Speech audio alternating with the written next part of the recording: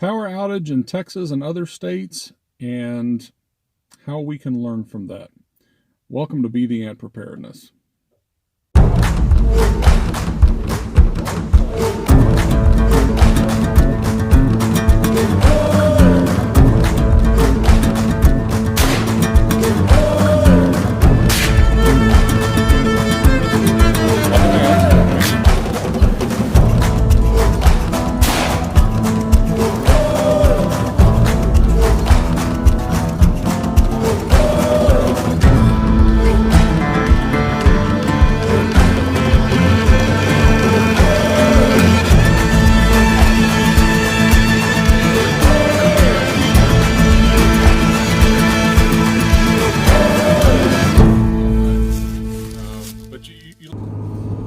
Alright, welcome back, guys.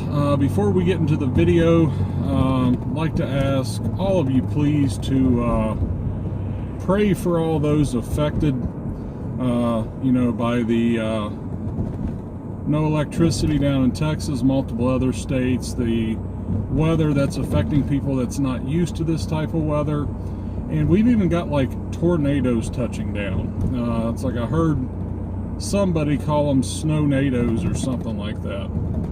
So please remember all those people affected in your prayers. If you can help, I guarantee that there are all kind of charities that you can donate to. Please look into that and help out if you can. Okay, with that being said, talking about what's going on as far as no power for these folks that aren't used to this and are not used to these temperatures. I think it was 2 weeks ago I had made a video. It was bugging in versus bugging out versus heading for the hills, and in that video I laid out more reasons that I don't agree with the bugging in if you're in suburbia or in an urban setting. You guys watch my channel for any length of time know that I have preached to have somewhere to go. And I understand people, you don't understand, I can't do it. I hear you, man. But I would pray that all you guys would try to figure some way out to do something. Anyway, in that video, I was laying out that for the bugging in urban settings, that's pretty self-explanatory. Okay, I don't think anybody wants to be there, but might not have a choice. You might have to just do what you got to do. But in suburbia, I think a lot of people have a tendency to think, nah, suburbia, we're good, we're not that populated and everything. But I pointed out a few things that I want to reiterate in this video. I had mentioned that people that are planning on bugging in and they have weather like we're experiencing, okay? Those people are going to do whatever they can to try to keep their kids warm. They're going to be trying to have fires in the house, and that is going to cause house fires, and when there's no fire department, that fire is going to go from house to house and block to block, and you're going to have entire towns and cities on fire.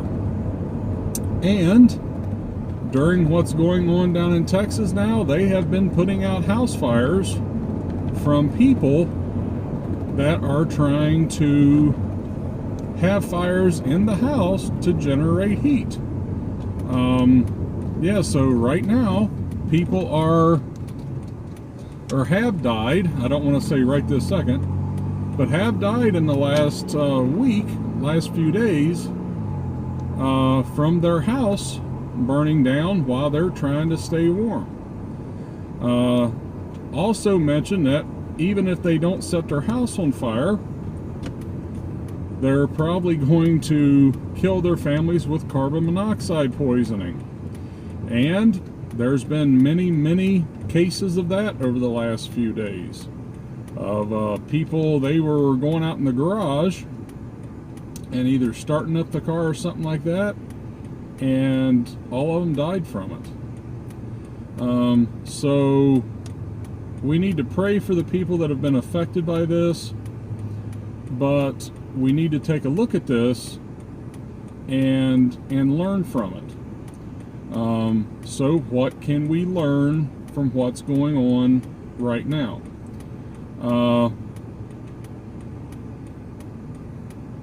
Generators, okay, because right now they're having, it is SHTF for them, okay, the people that are going through this.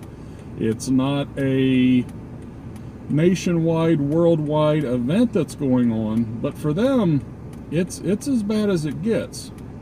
Now, if they had generators and if they had fuel, that would help. Okay, they could run the furnace as long as the natural gas is still cranking.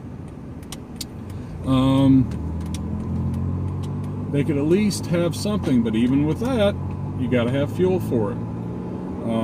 So that's one of the things we can learn, is try to have some sort of backup for your home as far as electricity for these short-term events. Trying to have something in your home to where you can heat it with wood if you need to. Fireplace, wood burning stove. Modern houses are not built with fireplaces anymore unless the owner requests that they put one in because they like having a fire, which I like having a fire. But as far as for purposes of heating the home, modern homes don't have that, and they haven't had that for decades. To get a house that was intended to be heated, by wood, you got to go back 100 years. You got to go back a long time. So if you are in suburbia and you are planning on bugging in, you need to have some sort of heat source. Try to think about that. And I know those things aren't cheap, trust me. And I know that when you put in a wood burning stove, because that's the most affordable, the easiest, instead of having somebody build a fireplace and a chimney on the side of your house. But the wood burning stoves, if you have one, your insurance is going to go up. Okay? So there are cost disadvantages to that, but if the power goes out and it doesn't come back on for a couple of weeks, you're going to be glad that you had it.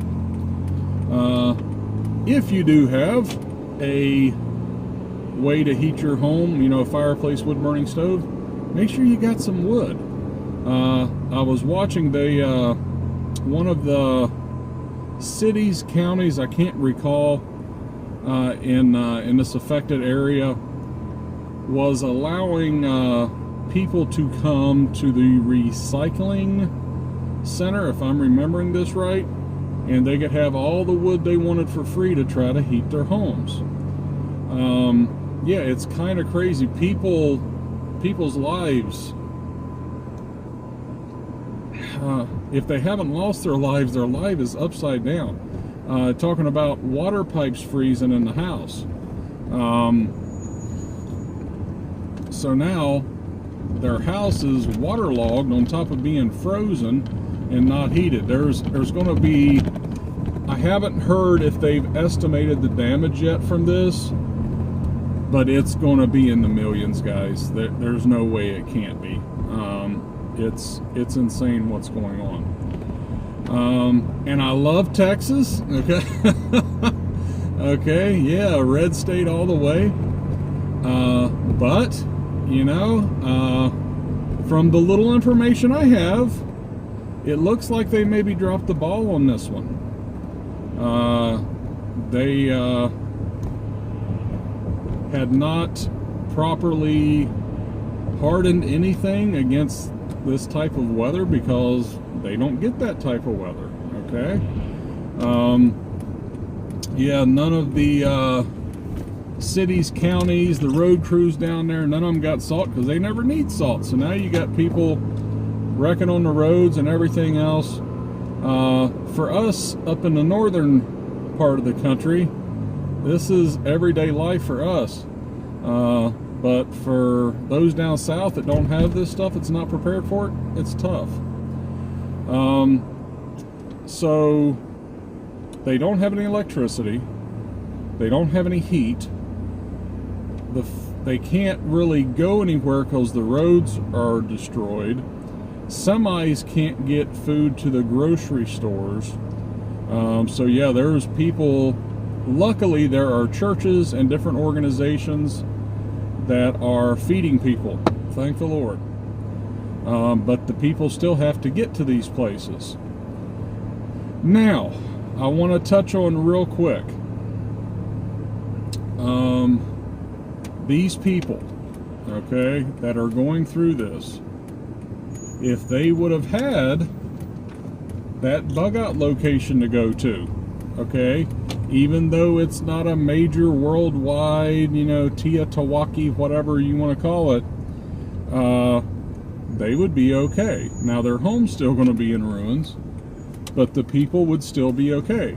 Even if, I've talked about it before, calling up Aunt Jan or Cousin Steve or whoever it is and saying, hey, just in case something happens, is it okay if we come hang with you guys for a few days?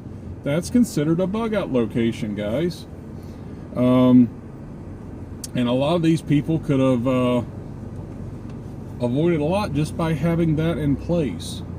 So please, if you are in suburbia, if you are in the city, if you do nothing other than trying to contact friends or family that are just in a different region, okay, think about hurricanes, okay.